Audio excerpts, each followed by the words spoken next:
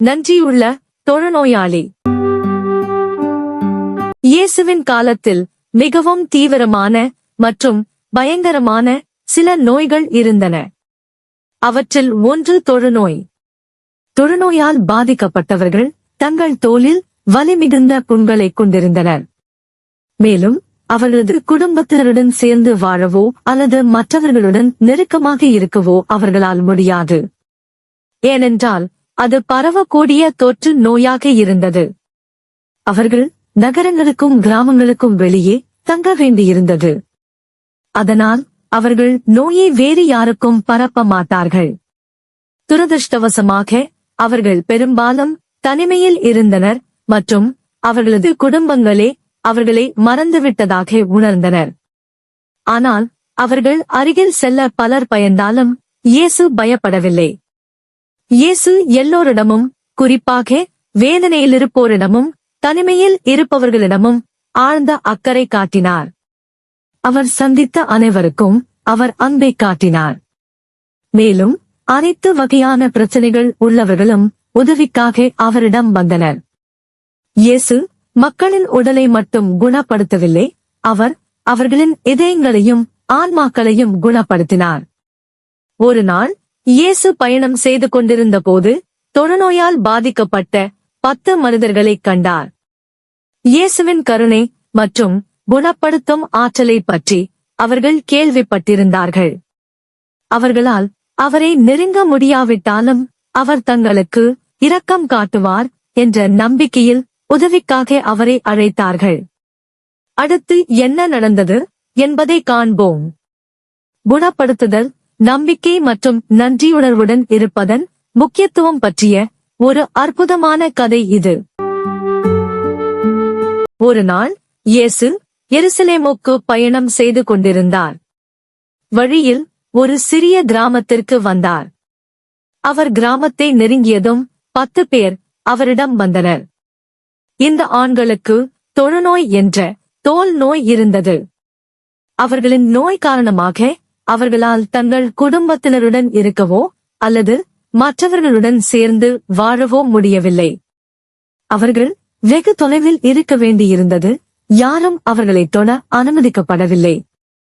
அவர்கள் இயேசுவை பார்த்ததும் அவர் தங்களுக்கு உதவ முடியும் என்பதை அறிந்தார்கள்.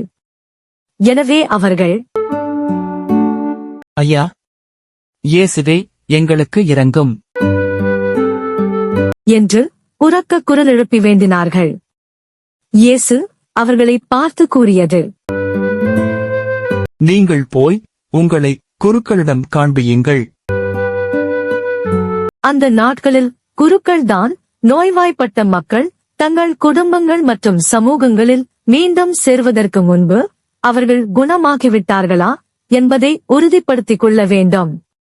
10 பேரும் இயேசு சொன்னபடியே செய்ய சென்று கொண்டிருந்த போது திடீரென்று தங்கள் நோய் குணமாகிவிட்டதை உணர்ந்தார்கள்.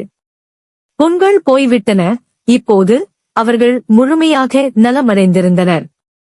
அவர்களுள் ஒருவர் தான் குணமடைந்ததைக் கண்டு உரத்த குரலில் கடவுளை போற்றி புகழ்ந்து கொண்டே இயேசுவிடம் திரும்பி வந்தார். அவர் மிகவும் மகிழ்ச்சியாக இருந்தார். அவர் சத்தமாக கடவுளை புகழ்ந்து இயேசுவின் பாதத்தில் விழுந்து அவரை குணப்படுத்தியதற்காக அவருக்கு நன்றி கூறினார். அந்த மனிதனோ ஒரு சமாரியர். இயேசு அந்த மனிதனைப் பார்த்து, 10 பேர்களின் நோயும் நீங்கவில்லையா? மற்ற 9 பேர் எங்கே? கடவுளை போற்றி புகழ அந்நியராகிய உம்மை தவிர வேறு எவரும் திரும்பி வரக் காணோமே என்றார். பின்பு இயேசு அந்த மனிதனை நோக்கி கூறியது, எழுந்து செல்லும், உமது நம்பிக்கை உமக்கு நலமளித்தது. நம் வாழ்வில் நமக்கு கிடைத்த ஒவ்வொரு ஆசீர்வாதங்களுக்காகவும் நாம் கடவுளுக்கு நன்றி சொல்ல வேண்டும் என்பதே இந்த கதை நமக்கு எடுத்துக் காட்டுகிறது. இயேசுவிடம் திரும்பி வந்த மனிதனைப் போலவே நாமும் நமக்கு உதவி செய்யும் நபர்களுக்கும் நம்மிடம் உள்ள ஒவ்வொன்றுக்கும் நாம் பெரும் அன்புக்கும் நன்றியுள்ளவர்களாக இருக்க வேண்டும் என்பதை நினைவில் கொள்ள வேண்டும். நன்றியுணர்வு என்பது நமது அன்பை காட்டுவதற்கான ஒரு வழியாகும். மேலும் கடவுளும் மற்றவர்களும் நமக்காக ஒவ்வொரு நாளும் செய்யும் அனைத்து அற்புதமான செயல்களுக்காகவும் நாம் நன்றியுள்ளவர்களாக இருக்க வேண்டும். எனவே கதையில் உள்ள நன்றியுள்ள மனிதனைப் போல நாமும் வாழ முயற்சிப்போம். கடவுளுக்கும் நம்மை கவனித்துக் கொள்பவர்களுக்கும் எப்போதும் நன்றி சொல்வதை நினைவில் கொள்வோம். தினமும் நாம் காலையில் விழித்தெழும்போது புதிய நாளை கொடுத்ததற்காகவும் இரவில் தூங்க செல்லும் முன் அன்று முழுவதும் நம்மை காத்ததற்காகவும் இறைவனுக்கு நன்றி சொல்லுவோம். இறைவன் தந்த அனைத்து உறவுகளுக்காகவும் நல்ல உடல் நலனுக்காகவும் அவர் நமக்கு கொடுத்த ஒவ்வொன்றுக்காகவும் தினந்தோறும் நன்றி சொல்லுவோம். Please like and share this video to your friends and family. நன்றி. மீண்டும் அடுத்த இறை அனுபவத்தில் சந்திப்போம். அதுவரை இறைவனில் வளர்வோம்.